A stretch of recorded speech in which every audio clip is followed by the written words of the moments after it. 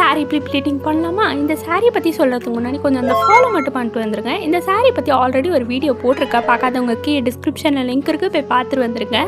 என்னோடய close friend என்கிட்ட second டைமாக ஆர்டர் ப்ளேஸ் பண்ணியிருந்தா. ஈவினிங் ஒரு 6 o'clock எனக்கு மெசேஜ் பண்ணி இது மாதிரி சாரீ ப்ளீட் பண்ணி தரணும்னு சொல்லியிருந்தா. சரி ஓகே, நானுமே ஆர்டர் அக்செப்ட் பண்ணிக்கிட்டேன்.